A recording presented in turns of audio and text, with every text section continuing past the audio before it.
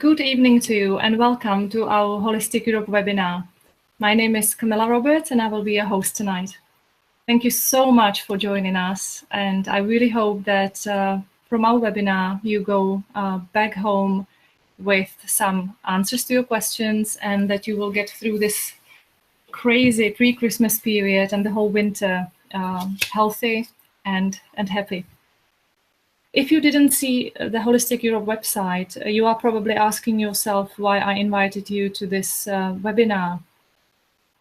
By no means I am an expert, and I'm sure there are lots of you who are so much more experienced and have got more knowledge about healthy lifestyle and a holistic approach to life.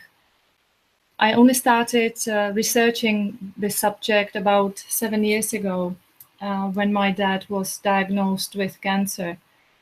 And back then, I wish I knew what I know now, that there is so much information, there was so much that could be done to prevent or improve his health when it happened, when he got sick. At that time, I remember telling myself, my God, people should know about this. People should be able to make informed decisions about their own health. And that's pretty much how Holistic Europe came to life. You may have had similar experience, and you can leave your notes, messages, questions in the window below, and we will try to answer them if we get to that. What I would like to say today is that probably like me, when you get to the information on the internet and there's so much of it, what often happens is that you are either overloaded or you find contradictory information. When you find the information that sounds good to you, what can also happen, and it happened to me many times, is that the expert that you found or the products that you found is not available in Europe. And we have so many wonderful experts here in Europe. And I have the utmost honor to present some of them to you tonight.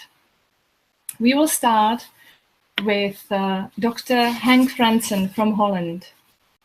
He's our first speaker. He will also be the first speaker at the Holistic Europe conference that will take place in March 2018. He is a medical doctor. He has studied many alternative healing techniques, written lots of books about healing cancer. He has also worked with experts in China, and now he is building the first chemical-free hospital in Holland. Hello, Henk, and welcome to the webinar. Hi, thank you, Camilla. Thank you so much for taking your time tonight, Henk, and talking to our audience about healing cancer, about immunity. We have some questions here, and we can maybe add some if our viewers will come to that. The first question that we have here for you is, what can we do to avoid the traditional winter illnesses? There are so many people around who are getting sick predominantly in winter and before Christmas. Is there something we can do? Interesting question. You start so little. You know, I work already 25 years, especially with people with cancer. And that's more an end stage of all these diseases we have in the West with our lifestyle. And everything often starts with colds and flus. This is a very good question. I also like that you say, what can we do to prevent it? I think prevention is the essence of medicine. And I also think that it's so much easier to prevent things than to treat them if you have them, even if it's only a flu, right? Yeah. And you can say, if you already have a cold, you can support the body in that. There are some natural supplements to strengthen the immune system and help it, support it to get the bacteria and viruses out. You can also do very simple things to help the body to get rid of toxins, because you can say a cold or a flu, we often get that because there are accumulated too many toxins in the body and the body tries to get rid of it. So drink enough so the toxins can go out of the kidneys. You can do coffee enemas or other enemas to support the liver in getting toxins out. Breathing exercises, going to the sauna in a light way, all can help the body to get rid of toxins. And really in the beginning of a cold, if you take a few grams of vitamin C, you can often stop a cold. But if you say, what can we do to prevent it? Then it has to do a lot with our lifestyle. And what I said, not only colds and flus, but even diseases like cancer. Researchers worldwide say that we could diminish cancer with 80% only by getting a little bit better lifestyles. So very important to do that. And then you can say what I said, that there are too many toxins accumulated in the body. So we should do things to get toxins outside of our body, not let it come inside. And the most important thing in that way where we get toxins in is with our food. So natural biological food, then you strengthen the body with a lot of healthy substances and you do not get toxins inside. And then you can do, like I said, a lot to support the body to get rid of toxins that can come in by breathing and movement. Breathing, we get a lot of toxins out with breathing, and moving really makes that the blood in the body circulates. Mm-hmm. We can do some things to support the liver and drink enough to support detoxifying by the kidneys. But the most important thing to detoxify for the body is that it's not stressed. We can do many healthy things for the body, but if the body constantly is in stress by our lifestyle, the immune system and detoxifying of the body is on a very, very low level. So we should also take a balance. There's nothing wrong with stress, but there must be enough relaxation at the same time. Mm-hmm. You spoke about breathing, Henk. Is there any really simple tip how to breathe? Because many people don't even realize that they breathe in the wrong way. Yeah, that's true. The most simple way to enhance breathing is by doing a little bit of sport. And then you combine in a nice way circulation of the blood so that all the oxygen you breathe goes to the cells, and all the toxins that the cell bring into the blood can go to the lungs. So a little bit of movement with the body, doing sport you like, without sporting really as pressure, as that you, I don't know how they say that in English, but that you sport in red, that you stress the body too much. Just in a nice way is very effective. And then there's a very simple breathing technique that you breathe in a few seconds, say 3 seconds, that you then hold the breath 4 times longer. So 4 times 3 makes 12 seconds, and breathe out slowly in 2 times that you breathe in, so 6 seconds. So 3, 12, 6, and that 10 times really detoxifies the body and brings a lot of oxygen in the system. You can even get a little bit dizzy in the beginning, so sit down, don't stand. What about people who cannot exercise, who are already sick? And you have surely come across many people like that in your in your previous years looking after people with cancer. Is there something they can do with physical education? Yeah, I see that the patients that perform the best, so they survive the most, they always do this movement even in bed. They, a few times a day in bed, they practice pulling themselves up, before anybody else, they want to go to the toilet. They walk a little bit on the corridor in the hospital. So movement can be very simple, but the body needs this movement. Otherwise, the bloodstream slows down and then it gets toxic. And then you have something really interesting, which is when we mentally exercise, it has a not as strong as if you really exercise, but it has a strong influence on the body. So if we imagine we do a yoga posture, it has almost 60–70% of the effect that you really do it. And that we also practice with athletes, that besides the physical training, if they imagine doing it, this is also very effective. And can be very happy to do also if you are in your bed. Oh yeah, I guess that some people may interpret this the wrong way, that they don't need to exercise at all. They can just imagine exercising. But yeah, that's a good tip for somebody who is not lucky enough and cannot just get up and do some physical exercise. But also this other person that does not want to exercise, but really imagines in his head that he is running.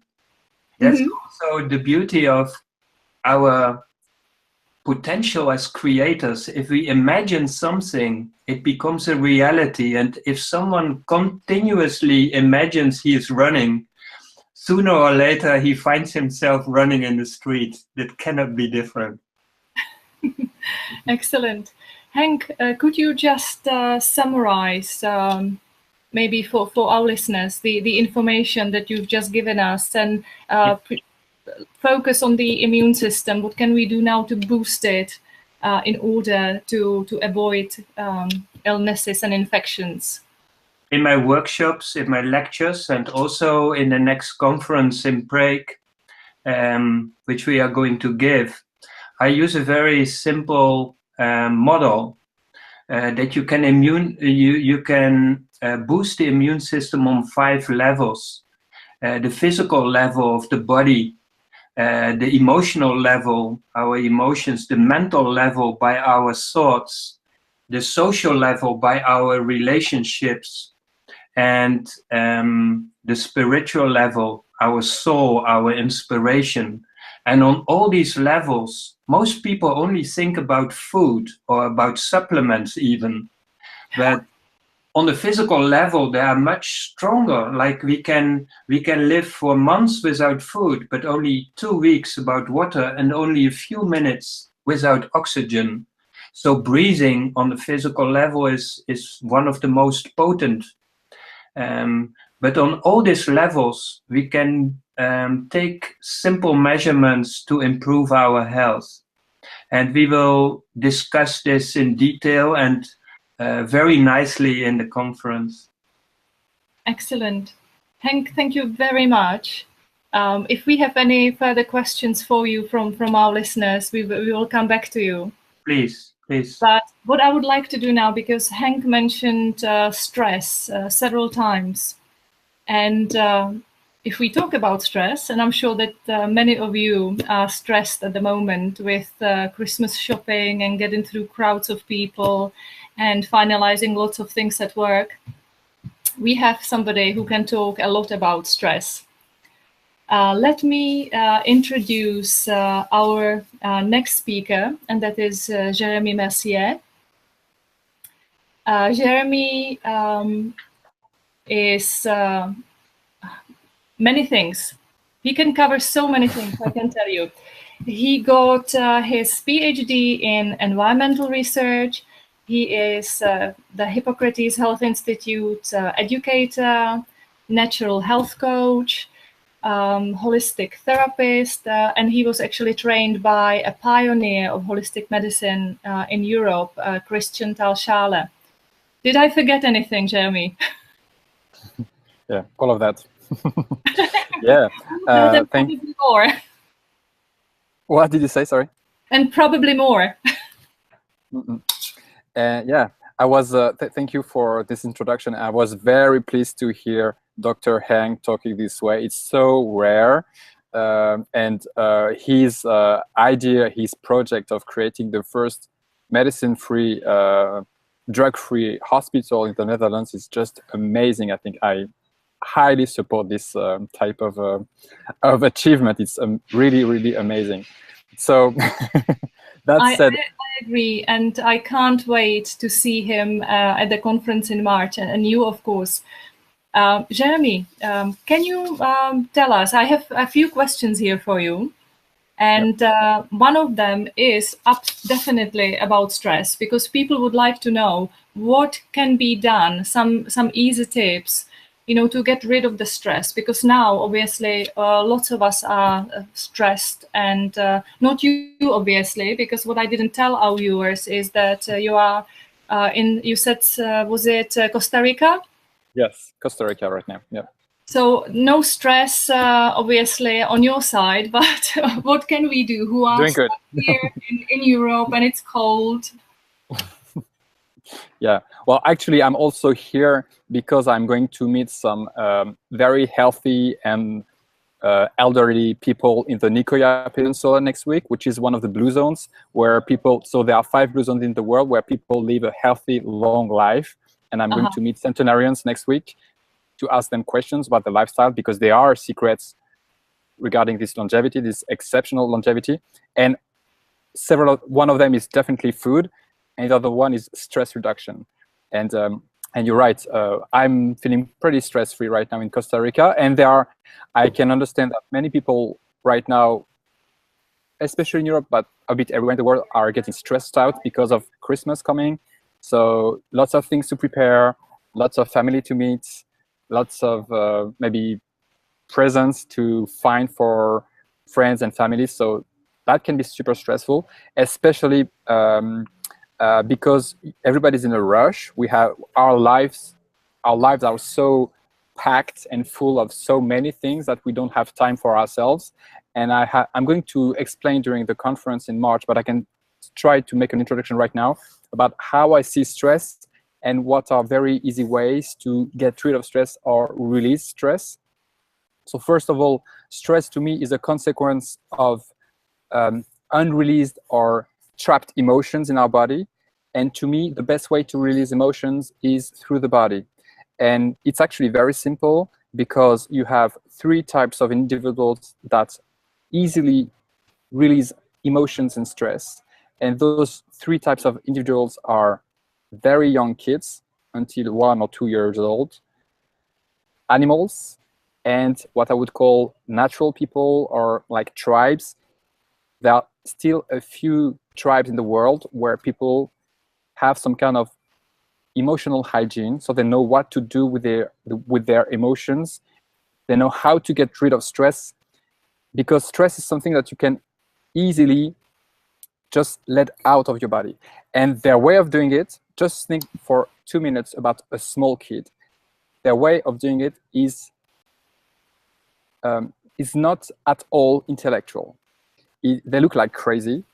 They will be like shouting and crying and making like strange gestures, grins and stuff like that. Imagine a small kid, how they behave when they are stressed and they want to release emotions. And unfortunately, as adults, as grown-ups, have forgotten how to do that. We had the wisdom of, we were connected to what's in our DNA, which is telling us how we should behave when we have emotions and stress. And we have been told so many times during our childhood to get to stop being angry, to stop crying, to stop shouting, to stop being ourselves, basically, that we don't know any longer how to deal with stress. And this is very toxic. To me, trapped emotions and stress that is kept in the body is maybe even more toxic than not the best food, let's say. It's more toxic than junk food. So I would strongly urge people to find a way to release stress. And the one I'm mentioning is super easy. Like, I want just to show you a quick, very simple example. In the morning, when you feel to get rid of the tension that are going to happen in the day, like as a prevention technique, or to get rid of the tensions even from the night you had, you can start the morning just by looking at you in the mirror and starting to make grims like, but you have to make the grims with the sound. If there is no sound, it won't be very powerful. It will be just like, you know, you making gesture, which is nice already because it's going to, you know, release some tensions, lots of tensions in the muscles of your face. But if you want to go deeper, it will be even nicer if you add sound, like crazy sound. Just feel like, for instance, like you are a monster, like, ah! Just make like very funny, crazy gestures, and you will feel the difference. And I suggest you do that for half a minute. It doesn't have to be long, like 30 seconds. For half a minute, you will just shout, but be careful. Don't go beyond the point of maximum intensity that's still pleasurable. If it starts hurting your throat, if it starts hurting any muscle in your body because you're going too strong, then you're not doing it right. It has to be very enjoyable. And you do those grims with those sounds, those crazy gestures for 30 seconds to 1 minute at the maximum intensity of pleasure and power, and that's it. And you will feel super, super distressed and happy. And during this pre-Christmas time, I suggest that you do that every day, maybe twice a day, for instance, and you will see an amazing difference in your energy in the day, and you will be more available to your friends and family that you see during the Christmas period, and life will be totally different. I can assure that. I guess, Jeremy, that before we do that every single morning, we have to inform all the family members that this is happening. Otherwise, they will call somebody, pay the ticket, and will shoot us right to asylum. So I suggest you do that in some place where you are isolated. You can't do. I mean, socially, it's not accepted to do that because you've been told from your childhood that it was the wrong way. Mm-hmm. So you don't do that in your office. You don't do that during the dinner with your parents and family. You do that in some spots where nobody sees you and nobody can hear you. If you cannot avoid. I mean, if you want to do sound, but you cannot because there are people not far or because the insulation of your house is not very good, very efficient, then I suggest you don't do the sound, but just the breathing, like a strong breathing, like rather than shouting. And this will be a bit less powerful, but still very, very, very powerful anyway, and very easy to do wherever you are. So there is no excuse. Okay, excellent. Thank you, Jeremy. I can't wait. You're welcome.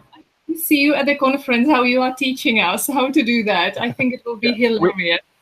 We'll have lots of fun. I've done that in front of many people, and it's just crazy and so funny to see like hundreds of people doing it together, and the energy is you're going to love it, all of you. I'm sure we will. There is another question there for you, Jeremy, and it is about another thing that I know you know a lot about, and you are an expert in it, and that is the detox of the body. Dr. Henk Frandsen has mentioned quite a lot about detox. Is there something that you would recommend to us to do in winter now? Is it actually good to do a detox in winter, or because most people just leave it for spring, don't they? Yeah, you're right. Many people think that detox should be done during the spring or during the fall period. In my view, the best time to do detox is now, basically. So whatever now means. So if it's winter, then winter is good. And I'm a very strong fan of the liver cleanse that I'm sure Dr. Henk knows about. And it's a cleanse that can be done actually very easily with natural ingredients, and I'm not sure I will have time to talk about this cleanse during the conference in Prague, but I strongly suggest like people to do this cleanse because the liver is such an important organ, and I've seen so many people do better once the liver is cleansed in terms of energy during the day, in terms of sleeping, in terms of even pain in their joints or muscles, in terms of digestion and all that. So it's really a very, very interesting detox, if we can say that. And I would actually suggest to do it maybe after Christmas. And my other suggestion would also be to avoid intoxicating too much during Christmas because that's a tendency to eat like super like too much dairy, too much sugar, too much meat products during Christmas. And I mean, you can celebrate the end of the year in a different way by eating. You don't have to be an ascetic. You don't have to be like a prisoner of some kind of super healthy lifestyle. But I suggest that you eat maybe less. You don't have to overload yourself with food during Christmas. You don't have to eat that many chocolates, but take a few of them and just enjoy them rather than taking loads of crappy chocolates. and after Christmas time, then the liver cleanse is a super very powerful cleanse that I strongly suggest you do. Yeah. Okay, Jeremy, thank you very much. You're welcome. If there are some more questions coming your way, we will let you know. Sure. Thank you very much. Thank you. Okay, guys, how are you doing? I hope that you are enjoying our webinar and that you are learning something maybe that you haven't heard before. I have another guest for you now. Her name is Flora Duvet, and she is an anti-conformist artist and author. I absolutely love Flora's motto, which is that there is beauty in everything and everyone. Hi, Flora. Hello. Hi, Camilla. Well, as you know, we had some questions for you that are related to clothing. Yes. And, which is a little bit ironic, Flora, because you also are in Costa Rica and you don't need any clothing at all because it is so hot there. Yeah, I could go naked, basically. Okay, I'm glad that you didn't do it for the webinar. Yeah. Can you tell us, because this is an interesting one, and whenever I talk to people about the upcoming conference and about the speakers, and when I spoke about you, they're like, okay, what is she going to talk about? Clothing, how is it related to our health? So can you tell us, is it important for our health, mental and physical, how we dress, what we wear? I think it was cut a little bit, so I'm not sure. Can you repeat the question? Yeah, the question was if it was at all important, you know, to think about what we wear for our health, because most people think it's really a ridiculous advice that, or piece of information. Yeah. It is important. Yeah. So most people think that clothing is something very superficial, that it doesn't really matter. What matters is the like physical, the body health, and the soul, and the deep work we can do, and the heart, and the way we deal with each other. But like clothing, it's something very that we shouldn't really spend time on, or we shouldn't care about. The thing is that I believe that everything is energy. We are made of energy, and all, like everything around us, be it the natural environment, but also the objects that we create, are made of energy. And our clothes are actually in our energetic field every day for like 12 hours or sometimes more. We wear them very, very close to our bodies, and their energy actually impacts our own energy. So this is why, to me, the clothes that we wear are actually very important, because they have an impact on our own energy. And a very simple way to understand that is to think of one time, and I'm sure that everybody has at least once in their life experienced this, is to think of that one time where you try a garment, you try a piece of clothing, and you feel so bad that you just need to take it off. It's very, very uncomfortable. It's too stiff. It's cold. It's maybe it's too tight, or too like too close to your skin. It feels like the skin of a snake. Or I mean, it's very the impressions or the feelings that we will have are very different from one person to another, but I'm sure that everybody has already experienced at least once in their life this thing of putting something that really doesn't work for them. And why doesn't it work for us, that piece of garment? It's just because it's not made of the right energy for us. And for me, the wrong garment will be something, but for Jeremy, who is sitting next to me, it will be something very different. I mean, the feeling that he will have in the thing that I hate might be super interesting for him, might be super comfortable, might be very nice, and he might want to wear it. So this is just a matter of energy. And so the energy of what we wear impacts our own. And if it impacts our own energy, in the end, it can impact the way we think, the way we feel, the way our body functions, because it comes after a time. It will start impacting deeper and deeper into our body. Mm-hmm. What we spoke about, and it was interesting for me to learn that you work not only with women, because most people think that only women are interested in what they wear. But Yes. you are helping lots of men as well. And one of the most interesting topics for me are colors. And we had a question here for you that was related to colors, because I guess many people who are listening to us right now came across the concept that we all should wear different colors depending on our type. But is there a different, first of all, do you agree with that? And secondly, are there different colors that we should wear depending on season? Now in winter, are there colors that we should wear and then change it for spring or summer? Can you tell us something about that?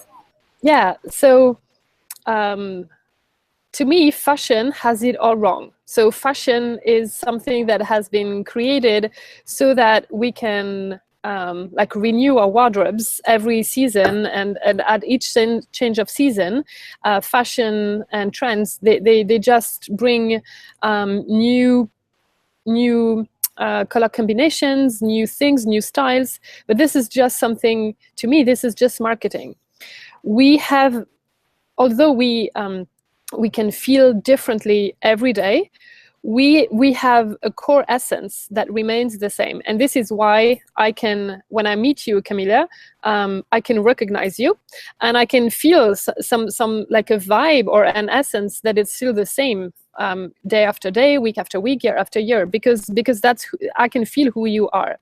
Mm-hmm. And what I'm addressing when I work with my clients is exactly this. It's this core essence.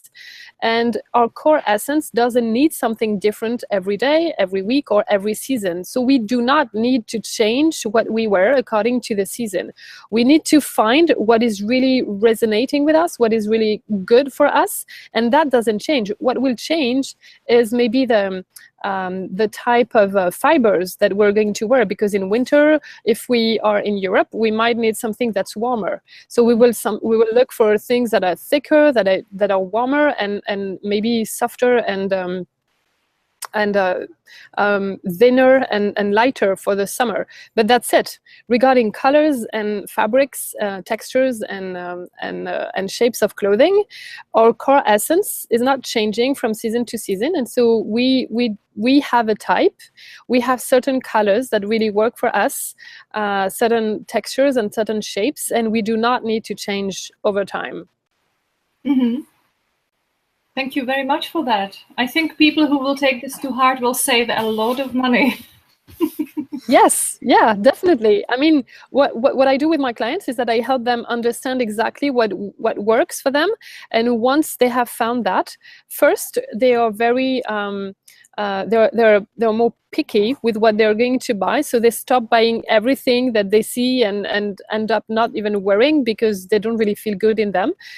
So they start buying more consciously what really works for them, and then once they have made their wardrobe really works for them in a way that's out of time, so that they don't look fashionable, but they don't look out of fashion either. They just look like who they are, and so they can invest in better quality, in like beautiful pieces of clothing that they will keep for longer, because they know they feel good in them and they look good in them, and that's really aligned on who they are deeply. Thank you, Flora. Thank you so much. You're welcome. Later. Thanks. Okay, I have another question for our listeners or viewers, and that is about water. I would like to know, and if you have time, put it in the chat below the window. I would like to know how much water everybody drinks per day. Because how much? No, that's not a question for you, Flora. It's move into our next speaker, because you will need a lot because you are in a hot environment. Yes. But it would be interesting to know from our viewers how much water they drink per day. And I guess, again, it's individual, but I truly believe there are so many things that we don't know about water, or we never heard about water. One of them, for instance, and for me it was an interesting thing to learn, was that water has a memory. I had no idea, and we won't have time today to talk about that, but obviously our next speaker will talk about it during the conference that will take place in Prague at the end of March next year. So let me introduce Diana Sisvartonova. Diana Sisvartonova is an independent water consultant with a holistic approach to water purification, revitalization, and decontamination.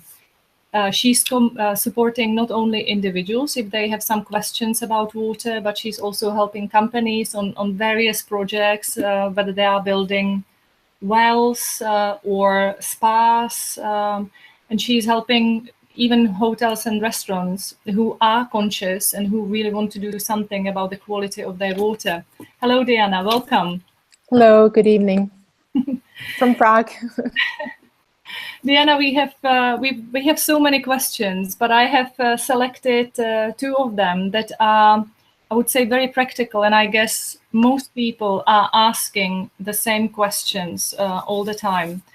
The first one would be about the water that we use on a daily basis. Is there anything we can do if we are on a very low budget and we haven't got money to spend on some sophisticated filtering systems? So is there something we can do on a very low budget in order to improve the quality of the water that we have at home? Well, depending where you are, because every water is different, and every water remembers anything that it came in contact with, and it remembers it in its molecular structure. So what I would suggest, let's say tap water. Most people have access to tap water, at least in the western part of the world. So what we can do, we can use all different kinds of filters. You can buy even the cheapest filters. You can have more sophisticated filters, but one important thing is that the water quality has two components. One is that the water has to be pure, clean as possible, and then the other thing is that the water ideally should be ennobled or revitalized. What it means is that this water, as we said, it holds memory of all the chemicals, or of all the things that it came into contact with. So when there are different methods how to get rid of this information, because even if you get out the toxins out of the water still behaves to a certain extent like if the toxins were still present in the water. It reacts with the living organism in a way like the toxic things were still there.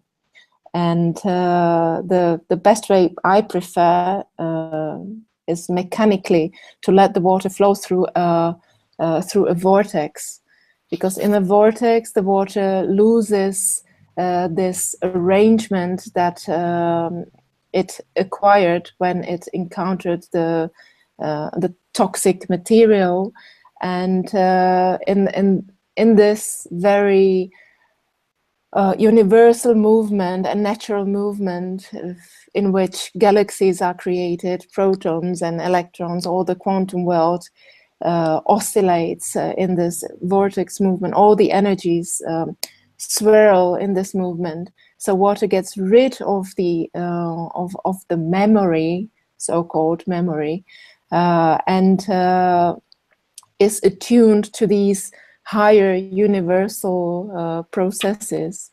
And when we drink such water, this water brings order into our organism. Mm-hmm. So there are different technologies. There are many different technologies that you can use for your tap or shower. And but the thing is, there is not yet an official approach to testing of these methods, although there are testing methods of the structural properties of water or of the vital properties of water, but they are still not official. They are unofficial, but usually the good technologies, the good gadgets do have some kind of testing of this kind as a proof that it really works, because the extent to which these different water improving revitalizers, regenerators work is very different. Mm-hmm. Okay. So first the water should be purified, and then it should be revitalized. Okay, so would you do I understand correctly that if families are on a very low budget, that any filtering would be better than nothing, right? Yes, yes, especially the tap water. It's even like those little Brita kettles and yes. Yeah. Very good. And then you just use you can use also manual revitalizers, and you let the water flow through a vortex. You can use also jars in which you have crystals, like quartz or the rose quartz, or shungite, and it's good to experiment also with it, because not only it is beautiful, but it is also it changes the properties of the water, and you can very well feel it in your mouth. You can taste the water, and you see that the water tastes different. When I use these devices at home, and I also love to use the crystals in the water because it's very beautiful, then most often people, the non-believers, when they try the water, they say, "Oh, it's sweet. It's somehow sweet. The water is really is sweeter. It's more like oily, kind of oily, round. It's different. You really can taste it. If you drink the water, you can taste the difference. I think you know." I've tried that before, and you are right. I think if it's at some stage, I don't even care if it helps. Of course, I can taste the difference often, but it really looks beautiful. And there are actually some scientific studies that people can find out and read that show the difference or prove that some of the stones can actually really improve the quality of water or change it for the better. Diana, we have another question here for you, and it is something that many people talk about and ask questions about, and that is bottled water. Because obviously some people drink tap water. Now we know that it would be better, definitely, unless you are on Iceland or somewhere where the water is absolutely pure, even the tap water. that you should filter it and make sure that you get rid of the chemicals, etc. But how about bottled water? Because you can buy so many different types of water when you go to a supermarket. Something is in glass, something is in plastic. Some water has got very high pH. Some water has got very lower pH. Can you just briefly tell us what kind of water you would go for, and how should we treat the bottled water when we buy it and bring it home? What shall we do with it? Yeah, well, I drink bottled water only when I forget my own water that I carry with me. So first I would choose water that's bottled in a glass. If I know that the water is good, like spring water, or at least here in Czech Republic, we have different classification, and the best water is water for newborn babies, water that is suitable for babies. It's usually very low in minerals. It is very pure water, but the same thing applies, as I said, about the tap water. You have one thing is that the water is pure, and another thing is that the water is revitalized. Today you have different type of also bottles that you can carry with you that are able to change the quality of your water in the sense, I mean, to revitalize it, to order the molecules inside the water, to make it more ordered, more structured. Okay. So because when the water is ordered, when the molecules are not in chaos, the water is more able to conduct energy, signals, information, because water in our bodies is extremely well ordered if our bodies are healthy. So when we drink this type of water, it is not that much the chemical composition, but the order in which this composition is organized. And what about storing water, bottled water at home, Diana? Because I remember you explained to me how I should store water, and many people still don't know what to do with it. They just put it anywhere. Yeah, well, water loves darkness and cool environment. So it is definitely not good to have water in a plastic. Of course, I think everybody knows that plastic leaks into the water, but maybe there are good forms of plastic which where the leakage is really minimized, but it's still a plastic. So if you can store what ideally in a glass or in ceramic. In the ceramic, in the past, there was ideal form was an egg form, like amphoras or egg containers in many parts of the world. It was because this form allows for spontaneous movement of the liquid inside, liquid or oil, and especially if the material was like pottery. So there was a slightly cooler water on the surface or by the walls, and the difference between the sides and the center of the container creates dynamics, and the shape allows for the movement, for the spontaneous movement, infinite movement, in fact. Okay. So so the water is never stagnant, and it sort of charges itself with energy. Excellent. Diana, thank you very much. You're welcome. I definitely listen to your advice, and I keep water in dark, cool places. Thank you so much, Diana. Thank you. You're welcome. And see you in March in see Prague. You. Yeah, see you. Okay, let's move from water. We are approaching 8 o'clock in Central Europe, and we just heard some advice about water. And I would like to move to something slightly different. So I'll show you what I am drinking here, and I will make our next speaker very happy, I'm sure, because I have my raw vegetable smoothie here with me.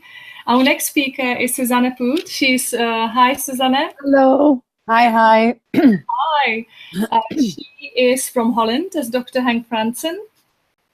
And Susanne is very passionate about raw plant food, plant-based diets in general.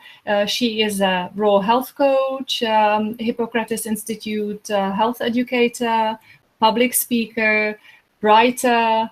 Again, if I forgot something, Susanne, let me know. That's it.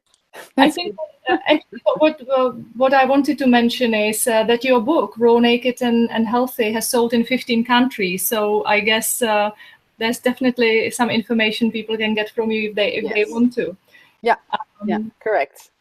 Susanne, we have again probably a couple of questions that I selected here for you.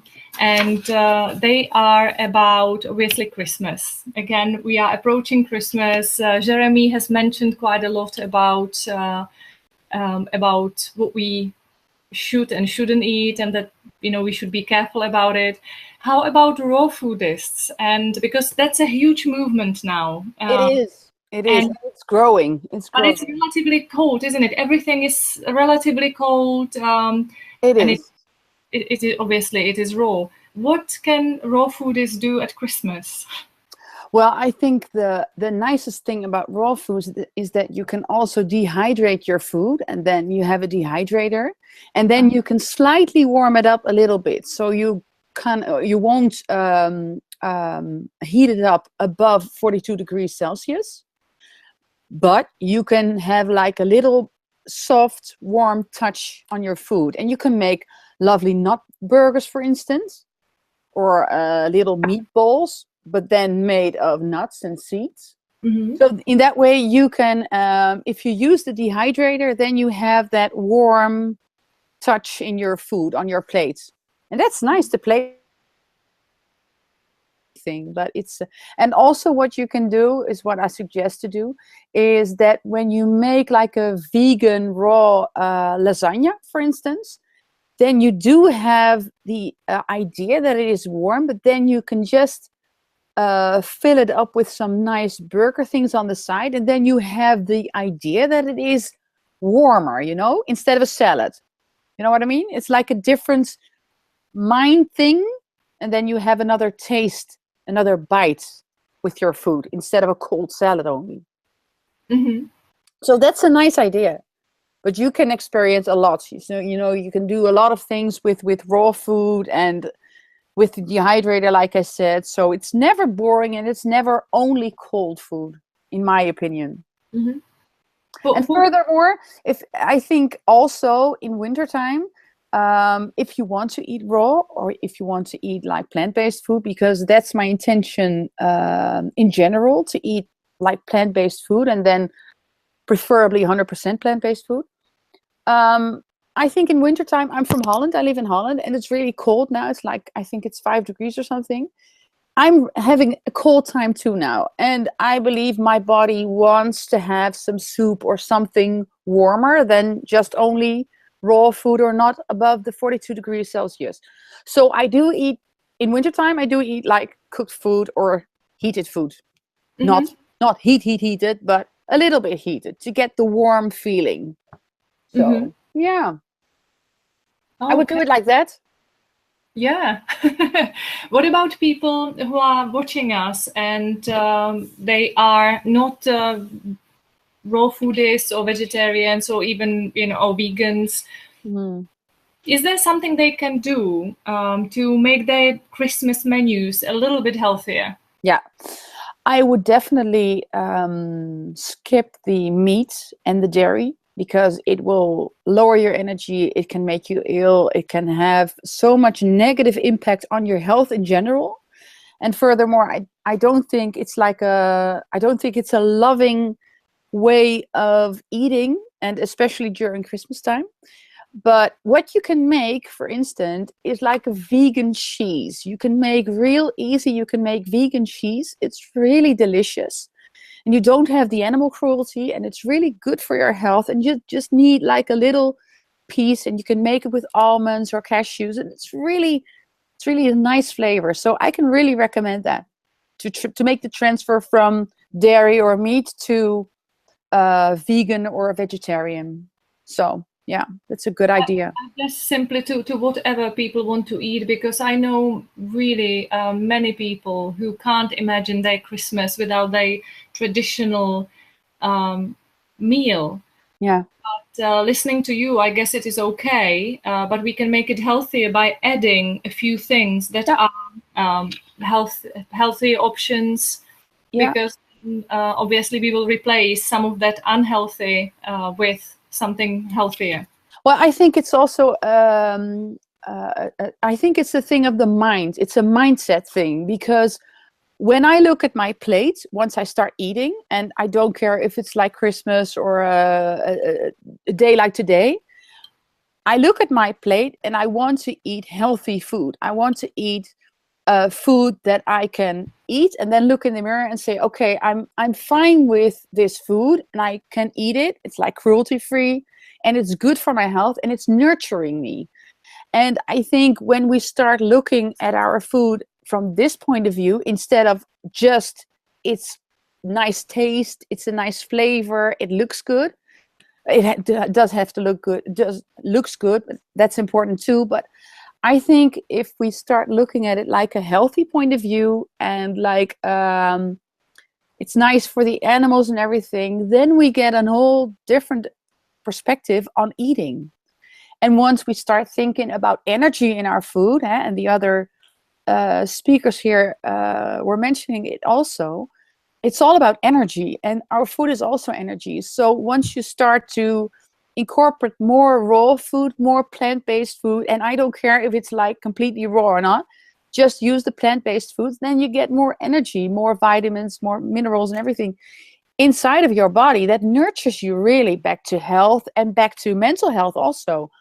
So I think Christmas time is really the most, the best time to do so with your family, because don't we all want to nurture our family with the best food possible, instead of just eating and don't think about it and just feeling exhausted and like crap once you're finished. So I think it's a whole different way of looking at our food. And if you look at it that way, and you make your vegan cheese and you make your vegan lasagna or your raw vegan lasagna, it's really the best way. And you can start a really healthy and a happy and cruelty-free Christmas. I think it's the best way. And then you can really enjoy having fun with each other. So you are absolutely right. And you just reminded me of something that I read, because by no means I believe that we would turn everybody into raw veganism and stuff like that. And I think different people just need different things. We are so individual. But one good advice that I follow and I think is really good is that you start adding the good stuff. You don't need to get rid of anything. If you like it, by all means have it. Yeah. Start but adding. just think about your food. Think what you eat and what it does to your body, and try something different. Try the plant-based food, and then add a little bit more and see what it does to your health, like physically, but also mentally. Mm-hmm. Experiment. And at the end of the day, if we start adding good things, eventually some of the bad things will get out. Simply because there is only as much that we can eat. Yeah. And furthermore, if you eat plant-based food and you eat good plant-based food, then you won't have to eat a lot. Because once you start adding the green juices or the smoothies or the sprouts, and I can talk like hours about this, but but once you start eating the really good food, then you don't need all that much food, and you feel when you're done eating, you have more energy than when you started. And like a few years ago, or I think at least 7 years ago, because I started eating this way in 2011, so maybe in 2010, once I ate a plate in that time, I was really exhausted after when I ate. And now I have more energy. because I think that's the idea. Once you ate, once you have had your meal, you should have energy. You should, yeah. And a lot of people don't have it. So yeah, most people need a nap after food. Yeah. I think that's a pity, especially at Christmas time. It's a waste of time. So it's better to drink a green juice, like before dinner or something, or an hour before dinner. I will just and just put your green juice in like a champagne glass. It's like a party. Really, it's that simple. Just make it simple and make it like a feast. You know, it's really nice. Thank you, Susanne, because I'm sure I will have some champagne, but I will follow it by something like that. Yeah, do it both. Yeah. Thank you so much. Well, thank you. Thank you. Thank you. Guys, what I would like to do now, thank you so much for watching us. And we also had Malvera Ratne in the program, who was supposed to talk about tantric massage and sexuality. But unfortunately, Mal couldn't make it today. So we have a little bit time because originally we planned an hour and a half. So what I would like to do, first of all, thank you for staying with us and talking or listening to our experts. We also have a little Christmas present for you, because for a limited time now, only for you, we have an offer, early bird offer on our conference tickets. And as I mentioned a few times before, our conference will take place in the beautiful city of Prague in Czech Republic, in the Bethlehem Chapel on March 24th and 25th, 2018. All the speakers that you have seen today will be there, and we will have many more speakers there covering lots of other subjects. So you are more than welcome. You can buy your tickets now. They will be in sale. Also, another important piece of information, we have lots of people who registered from the Czech Republic today. Thank you very much. Dobrý večer všichni. What I would like to say is that we will be translating this webinar, putting Czech subtitles there, and it will be also available to you if you want to share it with your friends or family. So that'll be all for the moment. But what I would like to do is, because we saved some time, because, as I said, Malvera Ratne couldn't make it, and say goodbyes to each individual speaker from tonight, and maybe ask them if they have some last piece of advice or something they just thought about listening to other speakers. So can we please go back to Dr. Henk Frandsen, if he's there? I don't see him at the moment. Let's start with Jeremy then. Jeremy, I can see you are there. Yeah. So did you get any question for me, maybe? We haven't got any more questions for you, but I would say based on what you just heard, is there anything else that crossed your mind and you thought, well, I should have told people this? I really enjoyed Susanne's presentation about our food choices and how it impacts our health. And I also enjoyed the fact that she mentioned the possibility to be flexible. Like, you don't have to be radical to have a good health, but it's really important every day to think about what you put in your mouth, because this is the fuel that's going to give you the energy for your body to live and to live fully. And if you don't realize the importance of your food choices, then you might regret it. But the problem is that most people don't make any connection between what they eat and what their life looks like. Mm-hmm. And they don't make any relationship between the disease they might have, the symptoms they might suffer from, and what they eat. And that's really too bad, because once you do, and it doesn't have to be super complicated or super expensive or super time consuming, but once you do the right food choices, you can totally change your life. And it's such an like dismissed topic, and I'm really glad that we're going to have an intervention on food choices and health. And I will also talk about food choices and the environment during our conference in Prague.